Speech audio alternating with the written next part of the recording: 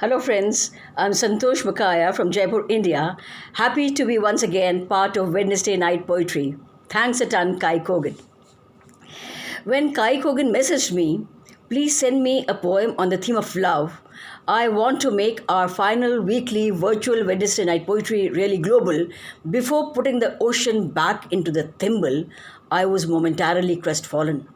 Would there be no virtual open mic poetry now?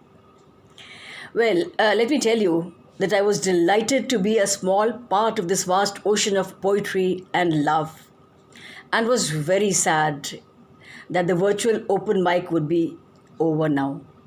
But then I was assured that it would be there at least once every month, and that made me happy. Thank you again, Kai Kogan. Thanks, Kai Kogan, for providing us this platform during the pandemic days. Reciting poetry here every Wednesday was indeed very cathartic and therapeutic, and I must say I enjoyed every moment. So let me recite my poem on this week's theme of love. And I am robustly convinced that love can put this world back on the rails, and it definitely will. So my poem is titled A Love Poem for Nipper. I remember that man I had seen in the park in those good old days when social distancing was unheard of. Shabby and unkempt, boys flung pebbles at him, shouting, "Hobo, hobo." A tiny pup followed him around, barking at the mischief mongers. "Stop it, will you?" I shouted, angry. The boys stopped flinging pebbles, but broke into a string of brazen giggles and vanished. The man turned towards me, his neck whirled in my direction, and I saw his eyes. I looked into his eyes. They were twin oceans of endless love. And I can never banish that look of tortured love rippling in those eyes.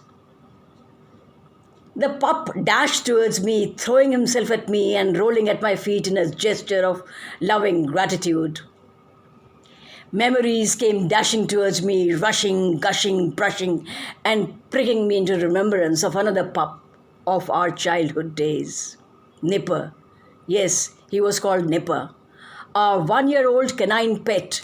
So full of love, so full of spunk, a chunk of love and fun.